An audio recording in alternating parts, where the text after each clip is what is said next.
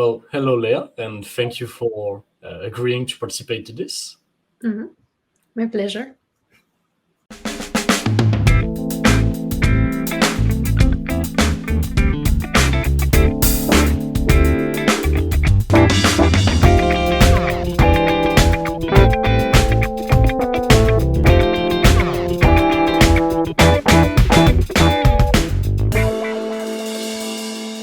So we're going to talk about OSINT. We're going to talk about what's your take on it, what are the limits of OSINT according to you. But I want to begin first by a little introduction, if you'd like. Tell us what you do, how you came to that position, and so on. Yeah, of course. So my name is Leah. I've been working at Graphika as an analyst and an investigator for 3 years already. And I specialize on state-sponsored operations as well as online extremism. As of how I got into OSINT, I think it's mainly by chance, in the sense that before ending up at Graphika, I was mainly studying ancient languages and foreign trade. Oh. with a specialization on Russia, because I've been learning Russian for like 14 years already. But yeah, basically, I got super lucky because I applied to the French Institute of Geopolitics after a bachelor in for international trade. And I didn't put all the pieces together yet for OSINT, which is like, I spoke Russian, I learned Python a bit by myself. And so when I applied to the French Institute of Geopolitics, I got super lucky because I was interviewed by 2 PhDs and Kevin Limonier, which I think is going to be on this podcast at some point as well. And so when they saw like Python, Russian, they were like, oh, do you want to work on cyber? Because at first I wanted to work on something completely different, which was like some legal stuff regarding the status of South Ossetia as a state. And yeah, from here I just began working on tech stuff and more like cybersecurity oriented analysis. And so I did my first year of master thesis on cybersecurity in Georgia and the second on cybersecurity in Estonia. And straight after I graduated, I began at Graphika. So when you say cybersecurity, are you talking about like specific malware programming and so on, or is it like a wider array like this disinformation operation online? So when I was studying, it was more like how is cybersecurity organized at the state level and at a civil level in the countries I was studying. But now I only work in things related to disinformation. Okay. Yeah, no, I can imagine Estonia was a very good place to study that since they had some problems. Some serious problem. What was it, the grid that was attacked or something like this? Sorry? The electrical grid was attacked, right, in Estonia? Like the whole system, basically, they got ghost, and it was very interesting as well because on one side it was they got like completely DDoSed everywhere on internet, states websites and so on and so forth, and on the other side you had like a whole disinformation campaign that actually resembles some things we're seeing about Ukraine right now happening. About like ethnic Estonians are organizing the genocide of Russian populations in Estonia and so forth, which led to huge riots. I mean, huge at an Estonian level, of course, riots in Tallinn in 2007 because at the same time the cyber attacks happened. And is it this way of destabilizing a country, this way of attacking a country, having multiple layers, like having the attacks on the grid, then having this disinformation campaigns as well? Is it something we've seen in other places? So maybe in Ukraine as well, or is it something mainly we've seen in Estonia? The one in Estonia was the first one of such a huge scale we've seen, because in 2007 internet was not what it is today. But obviously, like, this is something we're more keen to see happening today. Yeah, that makes sense. Okay. So you said you were mapping the internet at Graphika. So can you tell us a little bit what that's about? Okay, so we're mainly mapping social media platforms and, as I said, social media conversations. So it means that we're going to use like public data surrounding, like, for instance, the use of one hashtag or people mentioning a set of accounts. And from here, we're going to call for the data, and then the data is going to go through different algorithms. And in the end, we just end up with a clear map on which most of the time, like, communities appear very distinctly. And then through our user interface, we can navigate those maps, which means we can see like who used what hashtags and who is talking about what. And this is actually really interesting because that's first how I got into investigation, actually, because at first I was just an analyst. And as I said, through maps, we can find very good lead for investigations, be it coordinated behavior around a certain hashtag or targeted harassment and so on and so forth.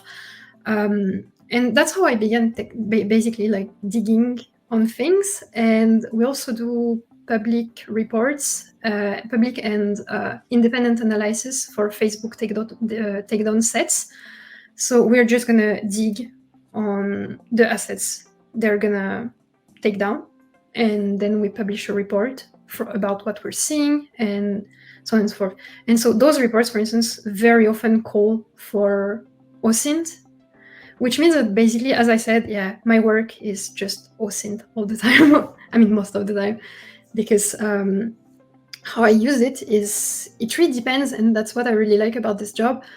We work on so many different topics at Graphika, and it means that for every topic, we're going to have to think through and decide basically which OSINT techniques would be the best to use in order to be able to go further on the topic and find more stuff on the assets we're investigating or the narrative we're tracking and who is behind it and so on and so forth.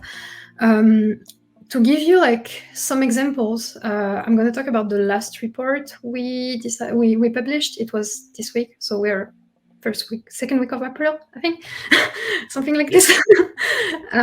So it was about the Brazilian network that was using fake accounts and fake NGO accounts to spread content about environment, about nature in Brazil, preservation of nature, but that was also posting like anti-Bolsonaro content, mainly criticizing the president for his handling of the COVID-19 pandemic.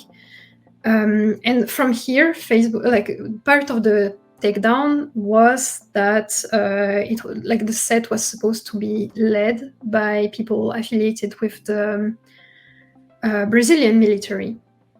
And we had the name of two of those people, which obviously I'm not going to disclose now.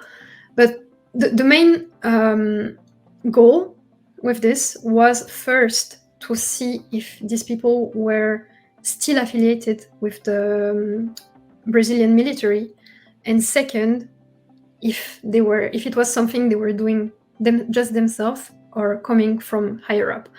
And so this is why social media is a blessing, but also a curse, in my opinion. From here, we basically use social media OSINT in order to retrieve as much information as we could about these people. The first thing was that they had military pictures on their Facebook accounts. So that, like them in uniforms. Yeah. The thing is that those pictures were quite old. And so basically, how do we find whether they're still active military personnel or not? And so from here, we began investigating the accounts of their relatives that are also on Facebook. And it turns out that the names those people were displaying on their Facebook pages was not their full name. How did we find this? Because they had like either a mom or an uncle or a great uncle or someone from their family naming them with their full name on their social media pages, and those posts in where they were mentioned with their full name were not private. And that's why privacy matters a lot on social media.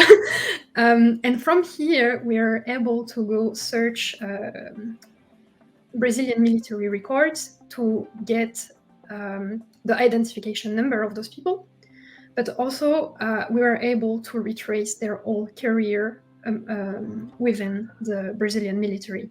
So which rank they were at the time they posted the picture, but also when they began being part of the military, where they trained, what brigade they were part of. And most of all, we were able basically to do a chronology of where they were at what time in the military. And we were able to find records of them being part of the military until December 2021, just by basically browsing military data available publicly on Brazilian websites. Oh, okay. So that was a very nice one. But on the other hand, we also have the other usage. For instance, I've been working pretty much a lot, let's say, on Russian operations, and those are my favorite to work on because usually they're very insightful. And this is not just about the operation in itself, it's how it is imbricated in the chronology of Russian operations, because what we see is that if you take Russian operation from 2016 to today, there is kind of an evolution going on in the process and in how those operations are led, how they present themselves, and so on. If you look at Russian operations today, especially the ones led by the IRA, because I've been mostly working on the IRA for the past 3 years. Maybe, sorry to interrupt you, maybe we just want to do a little parenthesis to explain to people what the IRA is and why it has no connection with the Irish in that specific case. No, this is not the Irish. This is the Internet Research Agency. So this is basically an organization led by Yevgeny Prigozhin, who is someone related to Vladimir Putin and who has been accused of managing troll farms, first in Russia and then across the world, to launch disinformation and state operation campaigns for Russia. So related as in linked or related as in member of his family? No, not member of the family. He's called Putin's chef. Oh shit! Most of the time. I won't explain lengthily why, but yeah, he's quite close to Putin. So yeah, and we've been working on those operations first. First, it was I wasn't at Graphika at this point, obviously, but other people did extremely good job on the topic.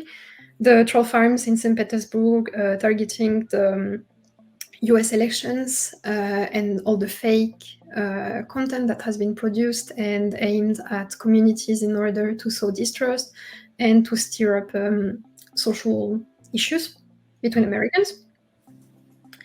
And what we've seen more recently when we look at the IRA, I'm sorry, I will always end up talking about the IRA because that's what I... No, please do, that's interesting. So what we've been seeing is that there is an actual evolution on how they're working, because if you look at all the previous operations, as I said, you see an evolution. And how is this evolution translating is that instead of seeing them use bots and fake accounts and stuff like that, we see them more and more use unwitting people and enrolling them to work for them. So you have this organization, for instance, I know you wanted to talk about the Ghana report, the troll farm in Ghana, and this was basically one fake NGO, and they were hiring people to produce content. But those people didn't know who they were working for.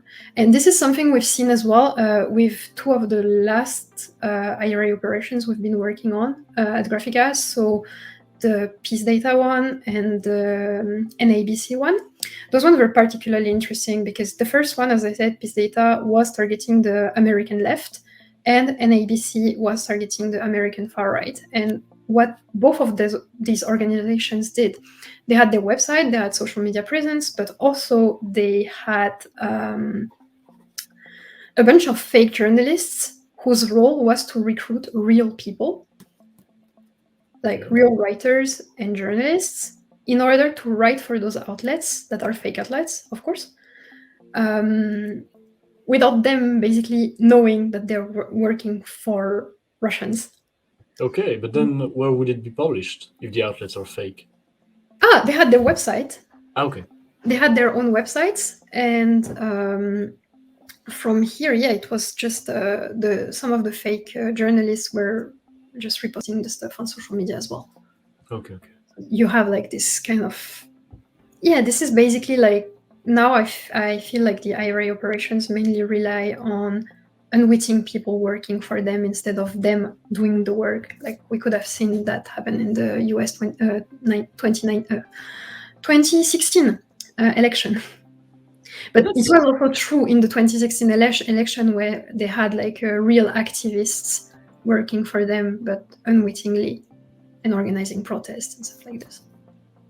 Well, that's interesting. And so, how do you analyze that slide between, I prefer to use bots because they're cheaper to maneuver, easier to coordinate, versus using real people that may or may not know they're working for you? So from in my perspective, this is mostly like a credibility thing. Yeah. Because if you take NABC, so the Russian operation that was targeting the American far right, you could see like miles away that they were not Americans writing, because they were not writing in a native English. And so even like on far right websites and forums, people were trolling them like, oh lol, the Russians are here. Turns out they were right.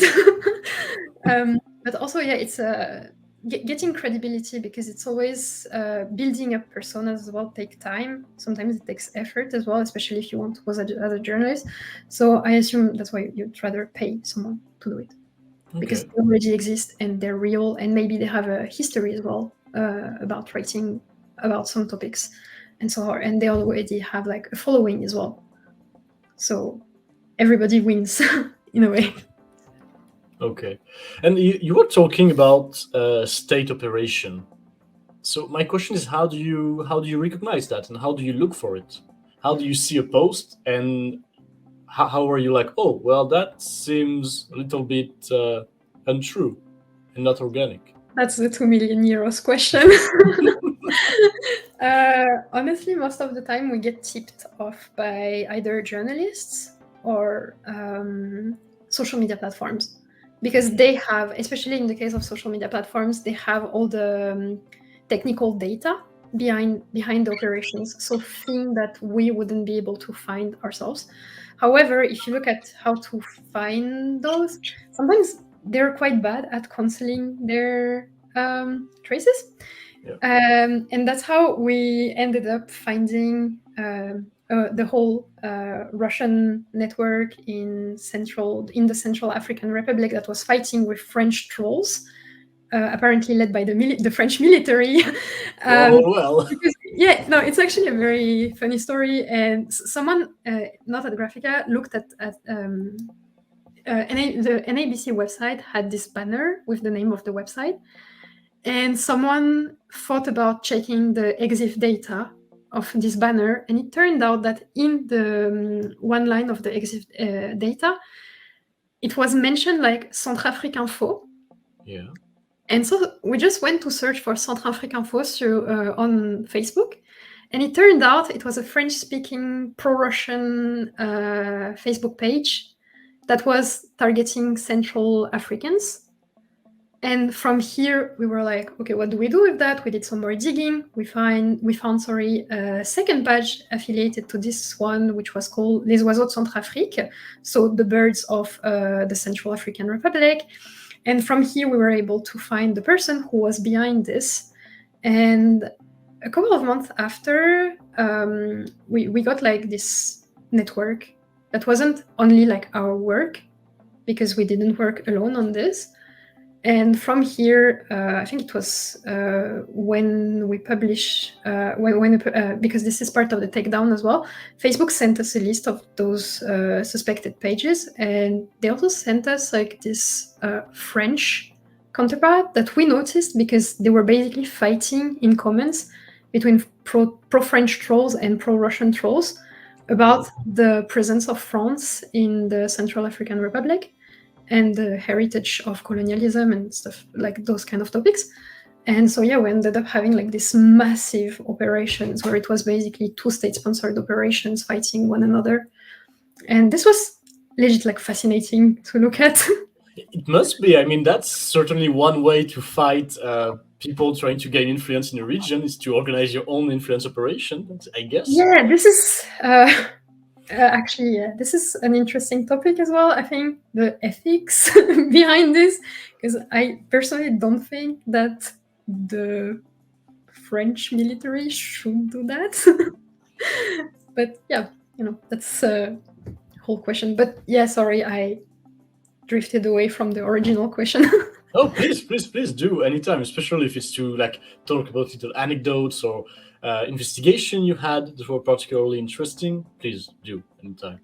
Oh yeah, I mean, it's difficult like to answer those very broad questions because I find like most of the things we're doing like extremely cool and extremely fascinating. And so yeah, I tend to get a bit carried away, obviously. But yeah, use of OSINT. Yeah, we do also sometimes like that's something I'm quite new at, and that is not related to Russian operations yet. But recently I've been doing some corporate and financial investigation. So looking into seemingly independent media outlets or companies, and to see like if they had any state-sponsored ties and so on. This is something that we see, for instance, on the Chinese side, like investigating outlets that are maybe not sponsored by the Chinese government. And this is also like, because I think one bias I can have towards OSINT is that I mostly use social media OSINT. So I tend sometimes to forget that there is like a whole new universe around it. Not new, but like a whole other universe around it, which is like geolocation, satellite data, and all of this, which I'm not like, I'm trying to use them from time to time, but I don't use them like systematically. And yeah, financial investigation and corporate investigation has been like part of my favorites recently, because this is just like basically going from just one name and then trying to get everything that revolves around it. And that's quite interesting.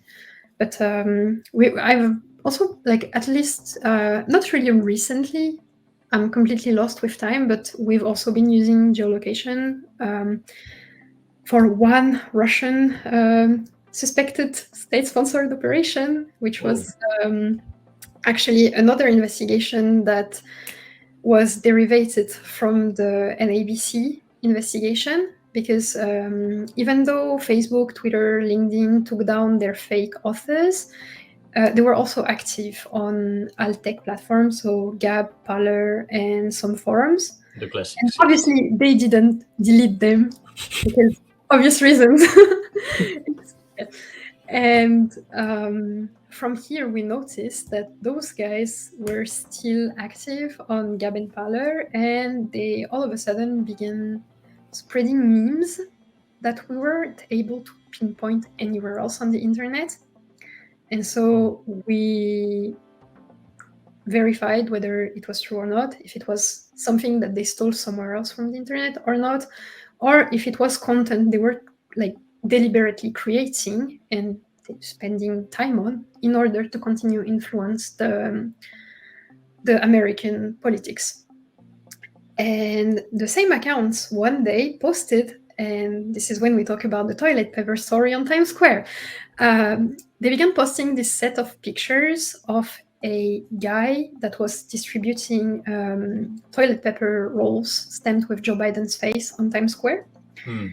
And same, those pictures didn't, like, they didn't pop anywhere else on the internet apart from those profiles.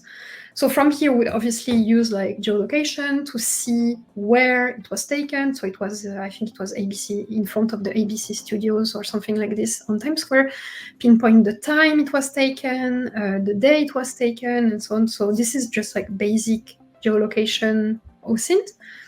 And from here, we also, it's going to sound like I'm a stalker, but isn't OSINT a bit part of it? I don't know. A lot of it is just looking at a Yes. lot of Facebook profiles. It's Yeah, doing a job in one word. I'm a stalker.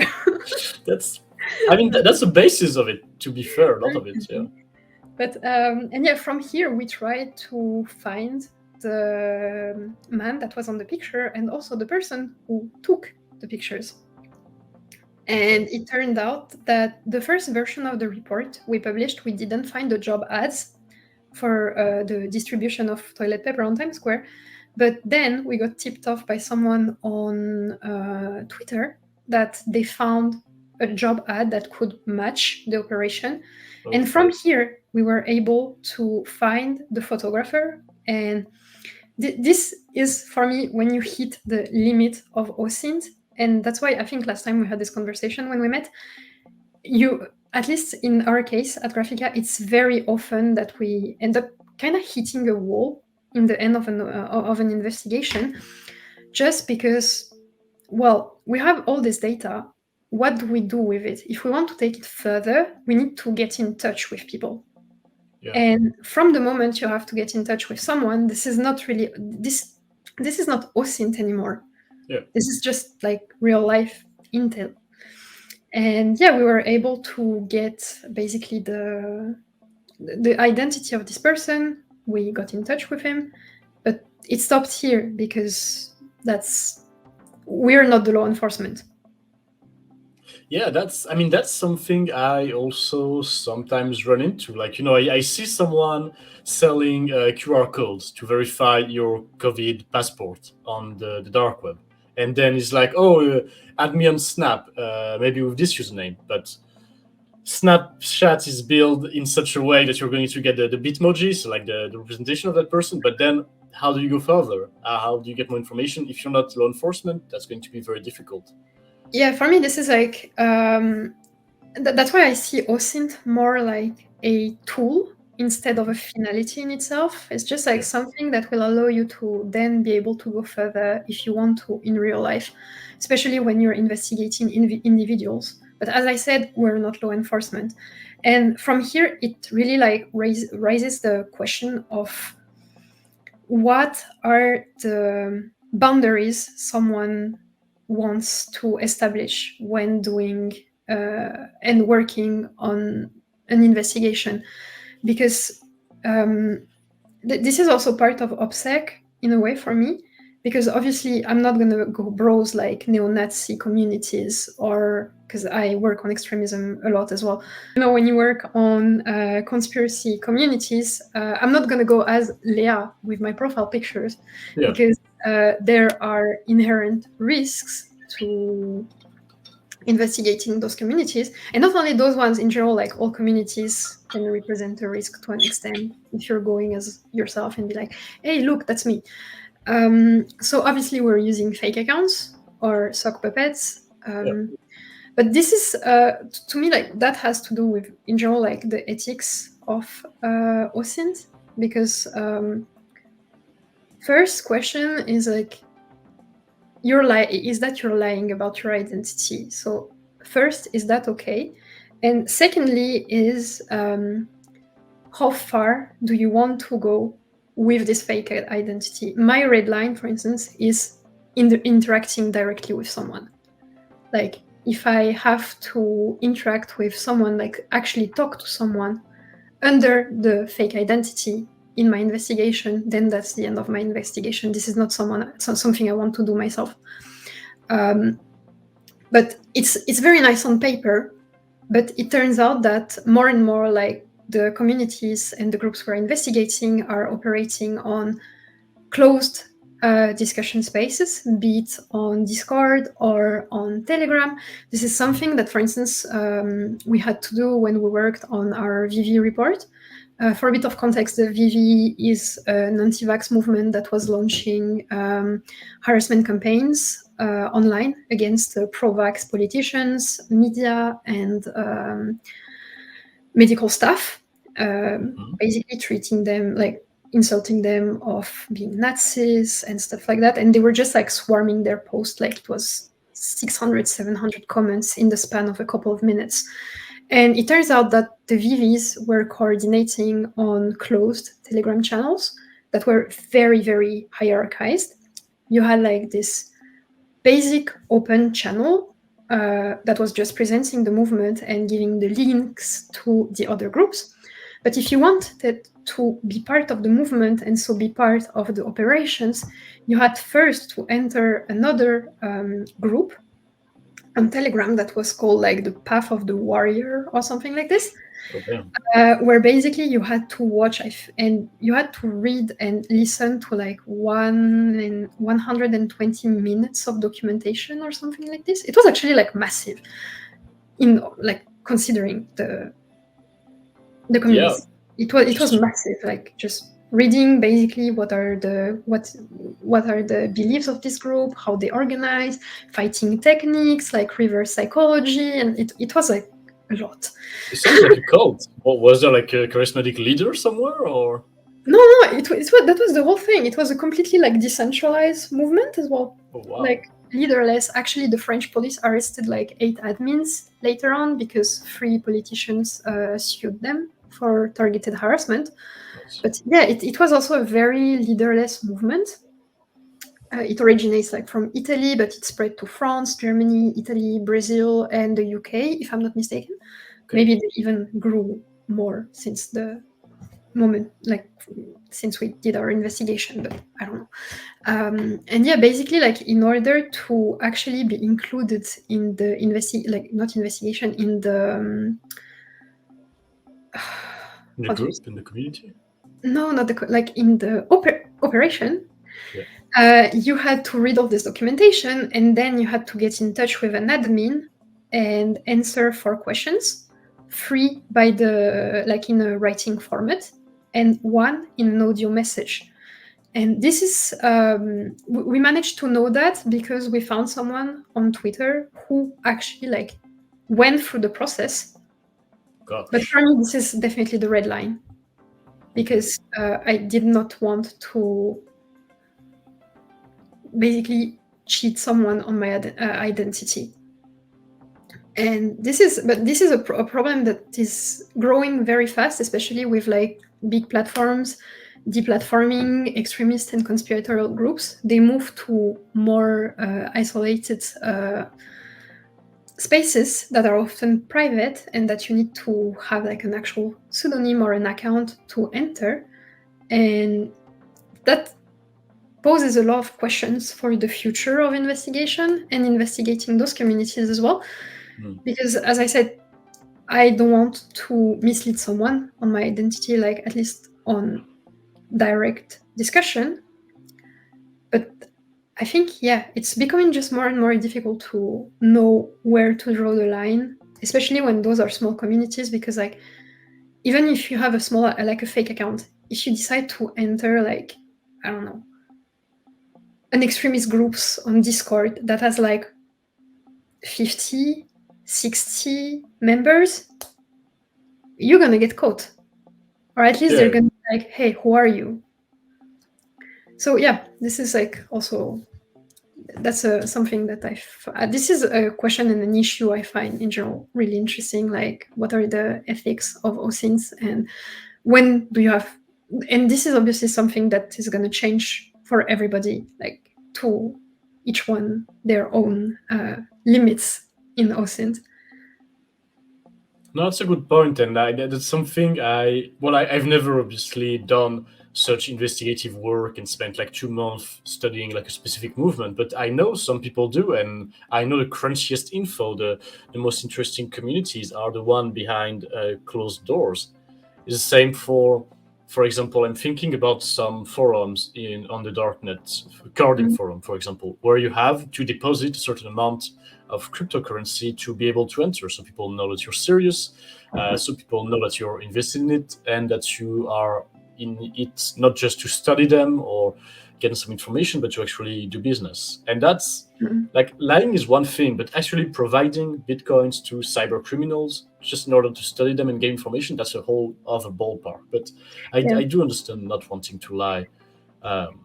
No, yeah, definitely. And also, like you just mentioned, like darknet forums, that raises another ethical point on the work we're doing, which is like, since OSINT is supposed to be open source, what do we do of the data that we have to pay for in investigations? Like we're talking about databases, about like hack and leak data and stuff like this that are on sale, for instance, on the darknet or on some hacker forums and stuff like this. And I know that some organizations use it. We don't at Graphika. We work only on public data. But this is also like a super interesting and important point to raise when we're talking about OSINT. Where does this gray data falls? Because this is invaluable data. But from the moment you have to pay for it, is it still part of OSINT or not? This is just like, it's a very difficult question. I have obviously no answer for it, but this is a question I ask myself a lot as well. That's a good point, and that's actually getting even more complicated when you think about the fact that, okay, so when somebody just comes with a database, like, oh, that's very exciting, guys, I'm going to sell you that database for $10,000, something. But in 3 years, that database is going to be all over the net, and everybody's going to be able to access it freely. So then, does the status change? Like, is it just when it comes out, you have to pay 10Ks for it, not OSINT, and then 3 years after, it is? That's a difficult one. The other problem is that how do you know you can trust these things? How do you know they haven't been doctored? Like, for example, I'm talking about the list of FSB agent that has been leaked by Anonymous and such. How do you know this hasn't been doctored? How do you know mathieugoschler@gmail.com hasn't been added to that? Well, you don't. Basically, you can't know. And something I found was insightful, another person talking about OSINT in French, Hervé Le Toqueux, was saying the fact that you don't have to take everything in an investigation as a sacred proof. You're never going to have the proof, the absolute thing that is going to hold all of your case together. But you can use this gray data as something to help you direct your investigation. So that's going to help you search in the right direction. And that's also going to be one proof, not absolute, not completely true, because maybe it has been doctored, that is going to pile up on different layers on other proof that go into the same direction. So that's maybe the beginning of an answer for that particular status. That's a super interesting question, and I think it's not something that we can give an answer to, unfortunately. But yeah, I mean, some people already did give an answer because it is illegal to use them in different countries, depending on the countries you are. So yeah, of course. Also but something to look out for. Yeah. Okay, so you mentioned at the beginning that you studied Russia and Russian language for quite some time. You said 14 years, I believe. So my question is, studying all of what Russia has been alleged and has been accused of doing with influence operations and so on, how has your job influenced your vision of Russia and your relation with this country? I have a very difficult relationship with Russia, I'd say. So I've been studying Russia for a long time, but the fact that I'm working so much on Russian topics, especially the IRA and Russian operations in general, Russian disinformation, it makes it a bit difficult. Not that I want to go back there. This is legit a question of the past now, especially since in 2015 I was working in Ukraine in a Ukrainian NGO called Center Hromadanskih Svobod, which is the Center for Civil Liberties in English, I think, which was basically investigating war crimes in Donbass, because at this time the war was only located in Donbass. So those, I'm pretty sure if I wanted to go back to Russia, I could, 99% chances that everything would go well. However, there's still this 1% chance that something bad could happen. So this was a problem before, but regarding the situation, absolutely not anymore. I as I said, like going back to Russia is a question of the past, but in general, like the war kind of made me question like why Russia and why I spend so much time learning this language. But it's still a useful language to have, and yeah, this is just like a language I speak fluently, and I'm a bit like conflicted about it right now. Yeah, I mean, I can't really relate to the whole learning Russian thing, because I wish I knew Russian. That would be very useful to me in my investigation. Fortunately, I don't. But yeah, I can only imagine the situation you must be in right now. Yeah. So let's continue on the war in Ukraine right now. Disinformation-wise, since you're a specialist on coordinated operation, what's your take on what's happening right now? Is there anything that is worth mentioning around that? I think I won't dig on politics because it's not my role, and some people, like some specialists and researchers on Twitter, would do it like a million times better than me. However, I have the whole disinformation ecosystem that is being mobilized right now on the Russian side is extremely interesting from my perspective, and it shows as well like a kind of evolution on how Russia is both spreading and promoting, let's say, disinformation.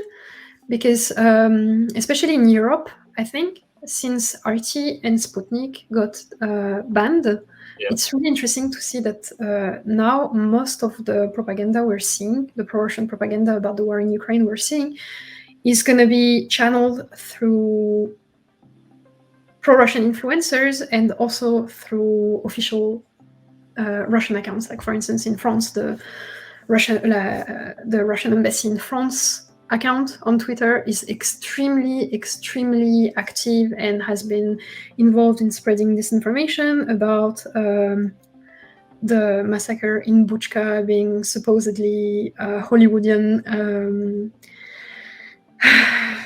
movie and things like this. And this is a very interesting like paradigm how they're using their official accounts now to do this. And what we're seeing as well is that even though Russia was first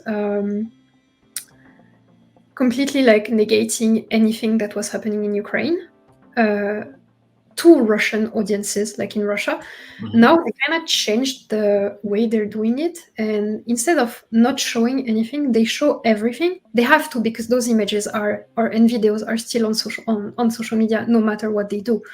So what they do is that instead of saying, yeah, no, nothing is happening, or saying, oh my God, it's the Ukrainians, we are not doing anything, they take those images and footages and they use it to label everything as disinformation made by the West to destabilize Russia and to blame Russia. And this is quite interesting. I think this is something that changed like over the last couple of weeks, at least from what we've seen at Graphika. And yeah, we've also seen like a lot of what's really interesting as well is that narrative-wise, a lot of things haven't changed. Because, for instance, if you look at the narratives, all the disinformation about the biolabs in Ukraine, the genocide of Russian populations in Donbass, this is things that have been online for years and years and years, and those were peddled, like especially like the genocide narrative was peddled by Russian officials. So this is something that was basically, it's been here for a while, and it's the same for the biolab narrative. Like, obviously it has evolved, but this is a narrative that we've seen online since at least 2017, and that has been tied to potential pro-Russian operations, as well as pro-Russian disinformation websites. And one of the central nodes at some point in this conspiracy theory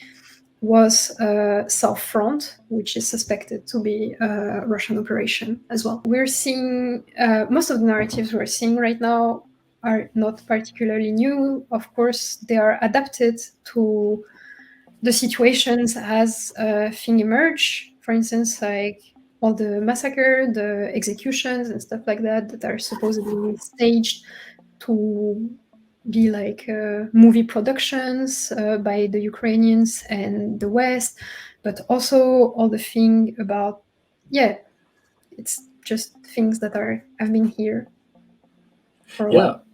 that's actually something I don't know if you remember, but some time ago, before the war even began, there was like the official Twitter account of Ukraine sharing memes about Russia and Ukraine, and this got a lot of attention.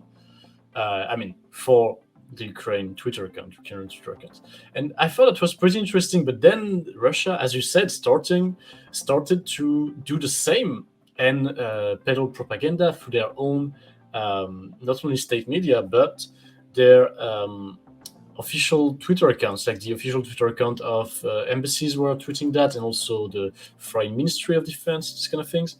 So that's something interesting. But the thing I want to talk to you about is the shift between people and conspiracists that were very focused on COVID, like even 2-3 months ago, and since the beginning of the war, did a complete 180 and are now Ukraine specialists and geopolitical specialists. Why? Why? I don't know if that's in your attribution. I'm just grabbing you since I have the opportunity, to just ask the question to specialists. Why did they pivot so quickly? I think it happened.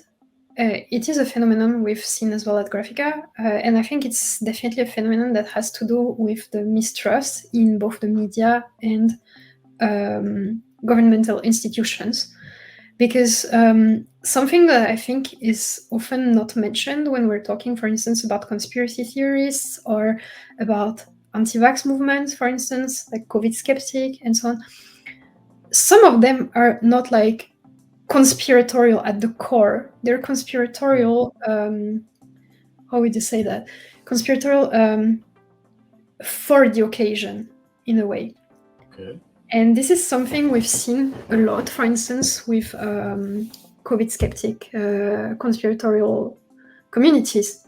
Part of it, of course, is like the historical, traditional, strong core anti-vax community, which has been opposed to vaccines like for years and years and years and years with their own influencers and so on. However, with the COVID vaccine, we've seen the emergence of like a circumstantial anti-vax community, and sometimes it's led by their mistrust in government institutions.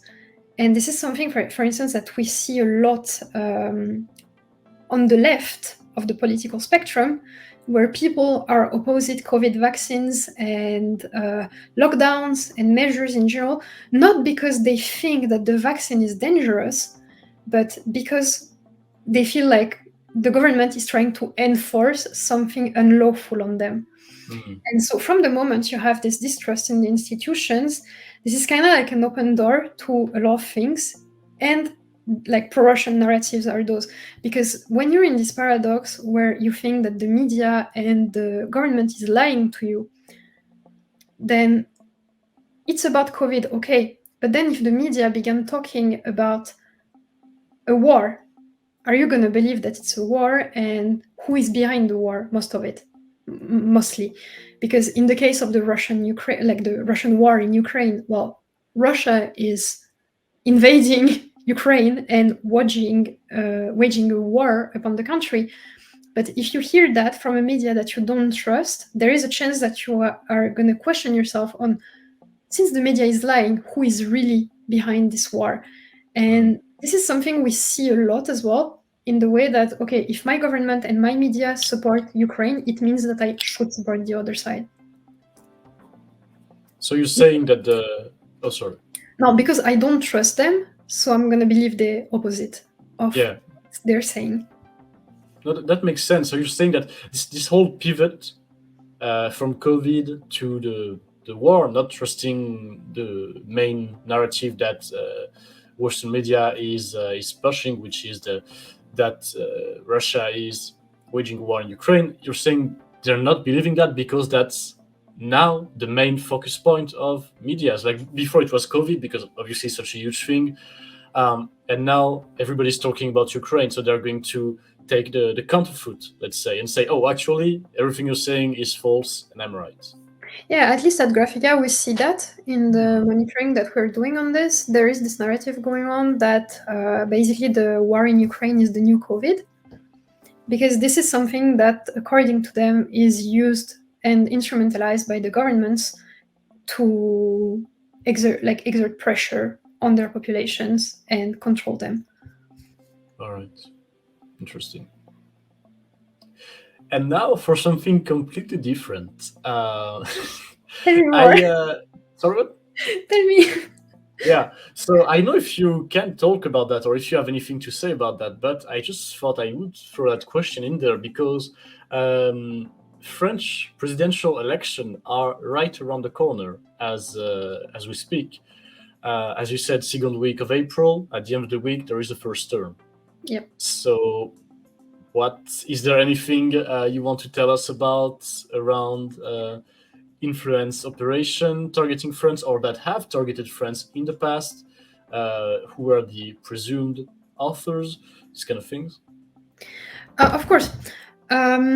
Well, I think like the main risk for this election is gonna be the same as for 2017. Like we still have this precedent of 2017 where like Emmanuel Macron's party En Marche has been targeted by a hack and leak, and I think its email servers were leaked like 3 days before the first. I think it was the first or the second. I don't remember. It's so far away. Anyway, the emails were leaked. So obviously there is this risk as well, because humans are never trustworthy, especially when it comes to security. And I include myself in it, like just everybody. I mean, thank God as well, because we would both be out of a job if it was the case. So. I guess. So obviously there is like this fear and potentiality of a hack and leak or something in the same vibe, let's say. Obviously, like this was suspected to be a Russian operation in 2017. So we've been talking a lot, about Russian interference in the US, in the French election. And I was going to talk about the US because this is a topic that we've seen as well during the midterms in 2018 in the US, but also last year in the German elections. Like everybody was expecting something to happen. And nothing happened on this. Nothing really happened on this level. And the question is like, why? And instead, like, where should we look at? And my take on this is that right now, at least at Graphika, we're not seeing any Russian activity around the French election. However, we see a lot of domestic and threats coming from the inside, be it like disinformation campaigns against candidates or harassment campaigns about parties and parties official. Like the last one I can think about is one that was led by accounts supporting Éric Zemmour against Valérie Pécresse under the hashtags Islamodroitisme, Islamabad, and Karam Enish on Twitter, which was basically saying that Valérie Pécresse and two high officials of the Republicans were secretly Islamist supporters. And this gained actually a lot of traction because what's really interesting to watch right now is that we're seeing new ways of doing operations on social media, and this is especially led by how the following of Éric Zemmour has built itself online. With like high officials, and then they have like all their small soldiers that are gonna retweet stuff and so on, accounts that are creating and amplifying. This is extremely interesting, and this is extremely powerful, and this is also the reason why so many hashtags they've been promoting have been ending up in Twitter trends in France, because they're extremely good at astroturfing. And this is something we've seen as well among the COVID skeptic communities, where one account, which I'm not going to name, was basically like launching new hashtags on a daily basis. Like And the community is so tightly held together, knit together, that if someone is like, okay, I need to amplify this account, it's gonna happen. And this is why so many COVID skeptic hashtags and pro-Zemmour hashtags, for instance, ended up in Twitter trends, because their strategy is incredibly good in order to amplify and to understand basically the magic behind the Twitter trend algorithm. And but otherwise, like, we haven't really, as I said, like, we haven't seen any foreign interference in the election yet. We'll see how it goes between the first and the second vote. But so far, all we see is coming from the inside. Okay. Well, that's very interesting. Thank you. I just wanted your take on that, since I'm French and I wanted to know a little bit more from a specialist. Okay. Yep.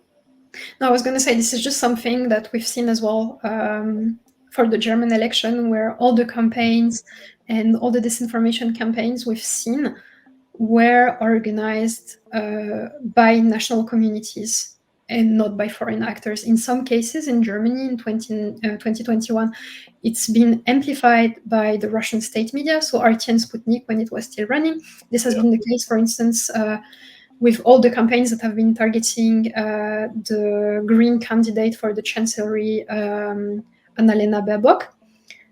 This has been amplified over and over again by Sputnik and RT, but the base of the disinformation was not coming from them. It was coming from far-right communities inside the country. Okay, that's interesting too. And is there any fears that foreign agents or people with bad intentions are going to take controls, rise in the ranks of these online communities, be it anti-vax, be it COVID deniers, or ultra-right-wing foot soldiers, and kind of steer them in a direction that would be bad for the whole country? It's a difficult question, and my take is that it will be extremely difficult, because we're talking about movements that are highly decentralized. Yeah. It's not like in Germany. Even in Germany, I don't think it would have worked. But if you look at the COVID skeptic movement in France and compare it with the movement in Germany, it actually managed to fuse into something that is called Querdenken, which is like lateral thinking in German. And it has regional chapters, and it organizes protests and so on and so forth. We don't have that in France. So it's even more difficult to influence those communities, because yes, they're influencers, but those influencers are extremely well known nowadays, like be the anti-vax doctors or politicians such as Nicolas Dupont-Aignan, François Asselineau, or Florent Philippot.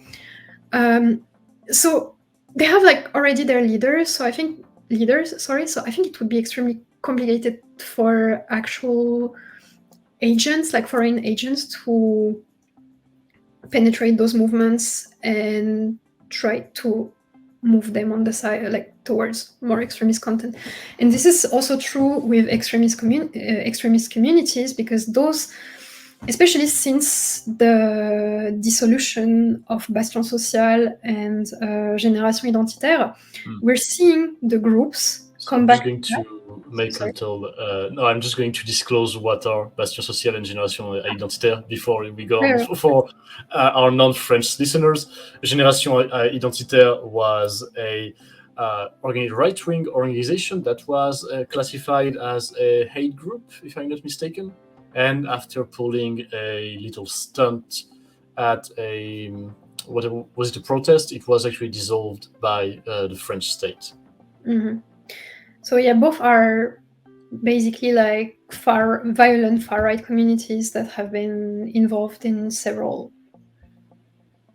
protests, sometimes violent acts against migrants and so on and so forth. And also, for the ones who know what I'm talking about, Bastion Social was born from the GUD, so a French far-right university organization. Basically, those orgs don't exist anymore, like on paper, but they it's really interesting because now it kind of follows like a trend that we're seeing mostly among anarchist groups, which is that you don't have like a national organization.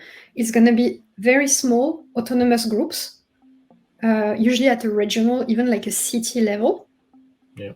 They're going to operate one by one, like independently from one another. And however, they're going to just unite for protests or for actions and stuff like this. And also we saw on social media that they communicate a lot with one another, but they remain mostly like independent from one another. Like one example of those groups, which is like the heirs of the good, is the Zouave Paris, which has been dissolved as well, like beginning of the year, if I'm not mistaken.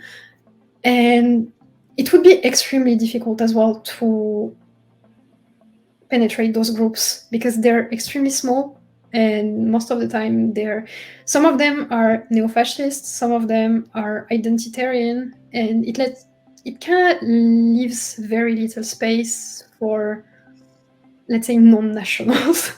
Okay. Yeah, that makes sense, I suppose. Okay. Well, that's a lot of information, a lot of very interesting information. Thank you. I think I've run out of questions to ask you. Is there anything you wanted to mention? Any shout out you wanted to give? To my team. Okay. No, I'm super lucky. I have an incredible team with a lot of knowledge on it and incredible people. And also to Kevin Limonier for dragging me towards OSINT without knowing what it was at the time, I guess. But yeah, no, it was really interesting. Thank you. All right, no, pleasure to have you. Hopefully you'll come back. Well, See. thank you for coming here, Leah. Thank you. And that's going to be the end of our episode. Thank you, folks.